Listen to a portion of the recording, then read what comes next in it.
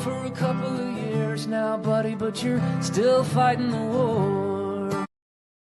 Hello, everyone, and welcome to another edition of Shoulder to Shoulder, where we talk about issues that are important to military families, active duty service members, and veterans of the global war on terrorism. I am Will Sulber, also known as Grumpy Combat Veteran, GCV, or a bunch of other names that I won't say today. I am somewhat delighted, although under bad circumstances, to talk to one of my dear friends. His name is Ahmadullah. We're going to withstand his last name, who I met in the last year in Afghanistan. He was one of my close working partners when I was working inside of the embassy during that fateful final year. Ahmadullah, welcome to Shoulder, brother. It's good to see you, my friend. Yeah, thank you so much, brother, for giving me a chance, to talk in this podcast. Yeah, so, Ahmadullah also served as an interpreter for United States forces during his time in Afghanistan. And he has, unfortunately, yesterday, while in Lancaster on 30 March, yesterday, outside of the Islamic Center in Lancaster, Pennsylvania, my good friend Ahmadullah was attacked by another man. And I will let him kind of tell the story from there. Go ahead, my brother. Yeah. As all you guys know, we're all fighting against terrorists who are treating the whole world. And we were fighting against them in Afghanistan. After withdrawal of Afghanistan, I came to the United States to seek a safe life for myself and for my family. Because I was a non-person in Afghanistan too. I was always in media and talking against these terrorists, showing their faces to the world, and showing the places where are the safest havens for them. Those terrorists who killed thousands of our American brothers in Afghanistan. And 70,000 Afghan security forces. And 70,000 Afghan security forces, including hundreds of thousands of children in schools, in cities, and everywhere. Yes. While I was in Kabul, we have a peace march against them, and they put an IED for us in Kabul. They attacked us there. They wanted to kill me and my friends who were against the terrorism. Sure. In that attack, one of our friends died and 14 got injured. I got survived from that attack. And they will keep following me. Gratefully, these friends helped me to come here to the United States to live safe. But unfortunately, we know terrorists are everywhere. Yes. As we already know, the 9/11 attack, the attack on our country in here and killed hundreds of people. And they came from Pakistan, Afghanistan, and some other countries, and they're separated in here. They're still in contact with those people who are supporting them and waiting for the targets so they can tell them you can target this person. You guys can go see my social media. I'm still revealing their dirty faces to the world. Before we get into kind of your social media, Ahmadullah, let's get a little bit into what happened. I know that you got here. So before we get into your background, let's talk a little bit about yesterday. Yeah. Where were you? What occurred? Yeah, it's a little bit related. So I'm going to just talk a little bit. A couple days ago, two congressmen from Representative House said they're not going to let one of Pakistani general in the United States. And I copy and paste that. I said, we should not let terrorists here to the United States because it's going to threaten our life. Right after, couple days later than that, this guy last Friday approached to me in mosque. Who is this guy? Arif Abdul Sharid? Yeah, Arif Abdul Rashid. Yeah. He approached to me and he was insulting me, giving me bad words. I was like, what's going on with you? Are you crazy or something happened with you? So I just ignored him. I went to my home. And on Saturday evening, that was around 6 p.m., I was at my friend's house and I don't know how he found out that I'm there. Like he was keep chasing me that where I'm going. Wow. Lancaster is a small city. It's easy to chase a person and find him. Yeah. I knocked my friend's house door and asked him, tell him come outside. So I step outside and my other friend also came outside with me. He was trying to lure me to attack him. He was giving bad words and he tried to attack me, but my other friend hold him back to me. Hey, what's going on with you? What's wrong with you? And do you know this person? Have you guys have any business or something? No, nothing. There's nothing between me and him. In the past, even in the past. So I just ignored him again, and I came to my home to New Providence, and I called police, Lancaster police, and they transferred my call to state police. I talked with him, and I told him this guy is sending me message and treating me and asking me come to Lancaster City. Like he was just trying to take me somewhere where I can meet him or make me angry to go over. I'm kind of lure me to fight with him. Yeah. I ignored him and I blocked him in WhatsApp. I filed a report to Lancaster Sheriff on that night, on Saturday night at 9 p.m. I told them I'm getting harassment and treating message from a guy here in Lancaster. So you told the police beforehand. Got it. Yes, Okay. yes. Yeah, I record a case, online case to Lancaster Sheriff. Good. And also one of the police in New Providence Township come to my home and talk with me about this issue. I told her everything.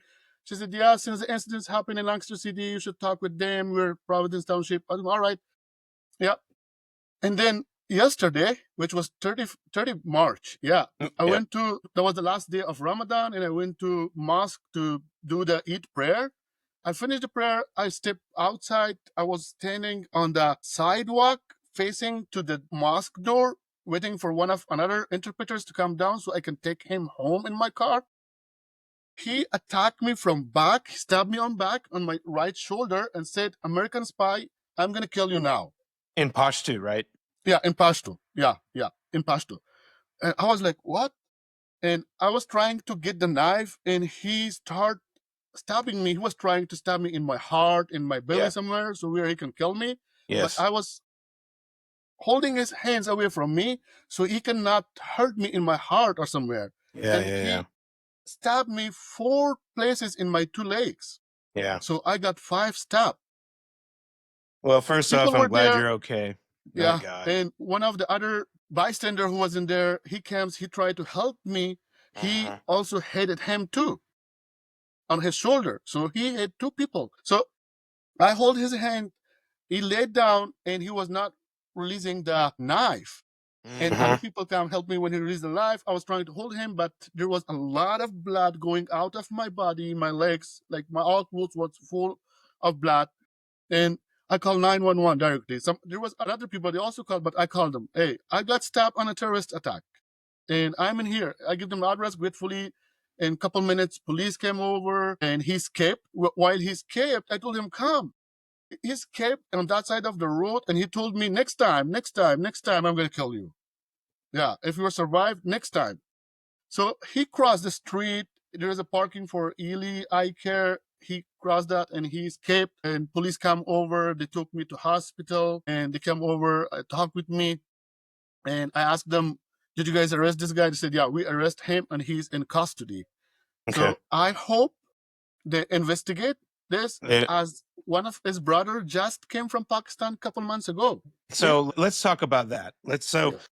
First, happy you're okay. Happy your family's okay. Thank God. I am just delighted that, you're here with us today. As for my listeners, I'll put it in the show notes. Over the weekend in Houston, where, by the way, the New Orleans bomber was from, and also another terrorist tried to conduct an attack on election day last year. I'll put that in the show notes. But on Houston over the weekend, an Afghan refugee who survived the suicide bombing while serving alongside the U.S. military, I'm actually reading right now, was this tragic victim of a deadly stabbing in Southwest Houston, and also by what seems to be like another Muslim. What it looks like to me, they describe his name as, and I'm probably going to butcher it, Masiullah Sahil. But so just kind of giving everybody that this is something that occurred 48 hours ago, halfway across the country, also outside of an Islamic center.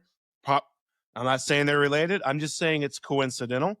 So tell me a little bit. How long have you known Arif Abdul Rashid, and what do you know about him? I'm working in a resettlement agency helping Afghans. Yes. And helping them, enrolling them in school, college, universities, all these things.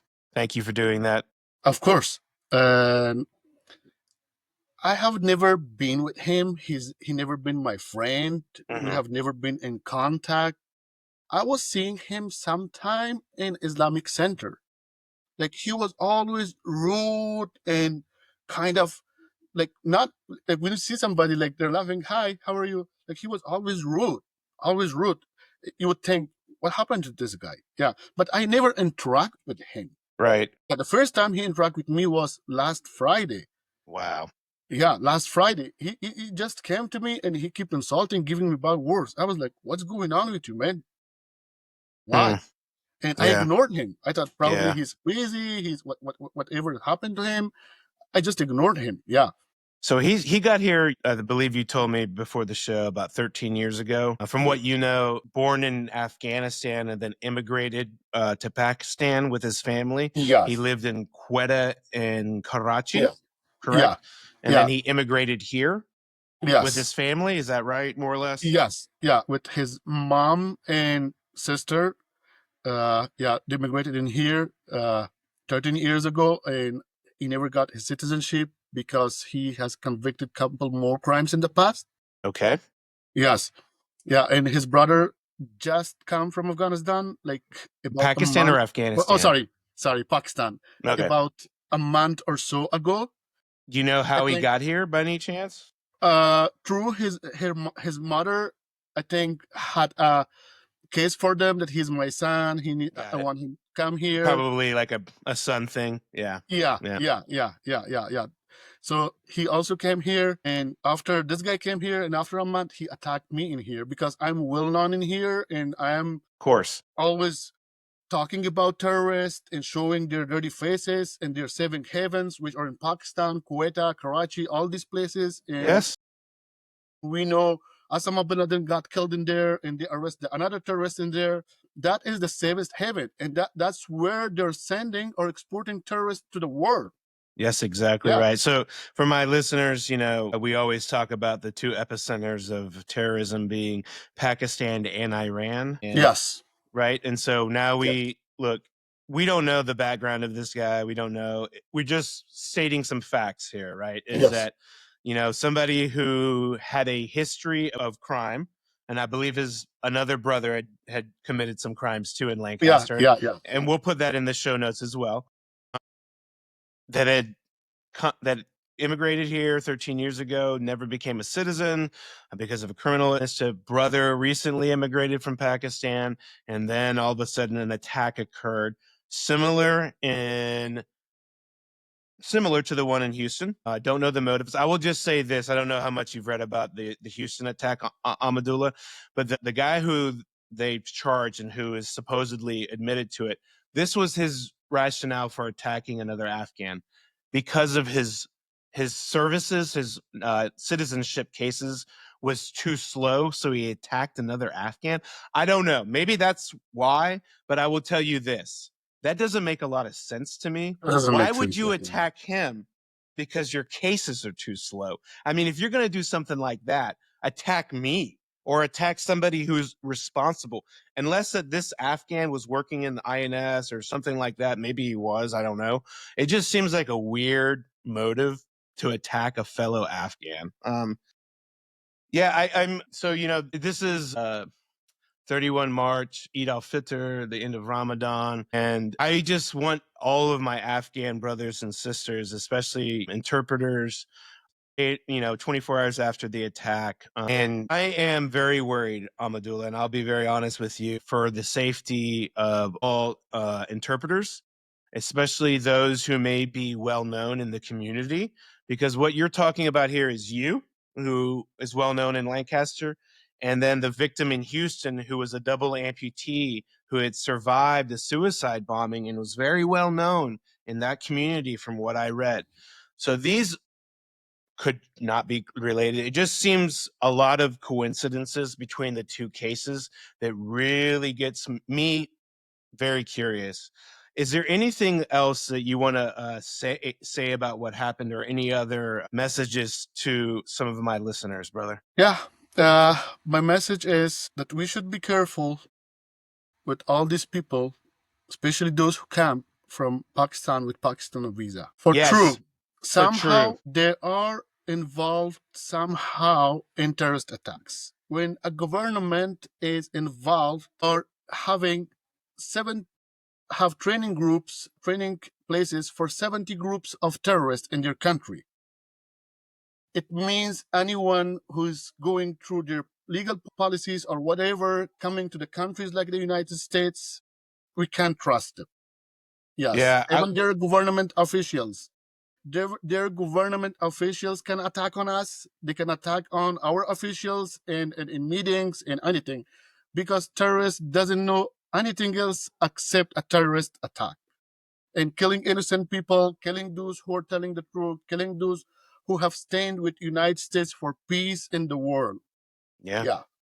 Well, I couldn't say it any better myself. Ahmadullah, I'm just grateful to God that you and your family are fine and that nobody was killed in this attack. My hope is that the Lancaster Police Department treats this as a domestic terrorism case, which they Yes. absolutely should. And they Yeah. should be calling the FBI right now, Yes. especially the field office down in Houston, and comparing notes.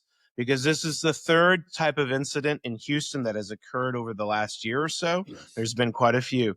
And just saying, look, Houston it has one of the largest Muslim populations in Texas, and it's close to the border, which is just a natural transit point for anybody to conduct attacks. That's just logistics, people. And I just, to all of my fellow Afghan brothers and sisters out there, I want you to be careful, okay? We've been talking about this for a while. Number one, carry all your documents with you, just in case somebody asks. That way you can hand them over.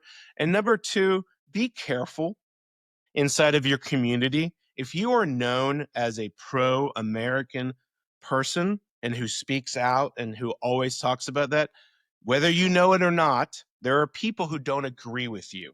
Yes. And now we've had 2 stabbings in 48 hours on Afghan interpreters, refugees, however you want to say it, by other members of the community. Be very careful. Keep your head on a swivel. And, look, this is a dangerous country, and there are domestic terror attacks here quite often. There was one on New Year's Day. There was 2 failed ones that occurred in February. They were arrested. So please, all of my Afghan brothers and sisters, please be careful. And please, please, please, please look around your surroundings, okay? This is Grumpy Combat Veteran. And until next time, talk to I you have later. a last message Yeah, for go ahead, Lancaster man. Police. Say one As thing, you Ahmadullah. already said, Please. I hope they take this issue serious. As on my message or report to the Lancaster Police on Saturday night before he attacked me yesterday, at the end of my message, I told them, please take this issue serious. I feel that this guy will attack me or my family. But unfortunately, they didn't see the message because that was Saturday or Sunday. Yeah, and this was a terrorist attack. It can happen to all allies of United States American troops in here.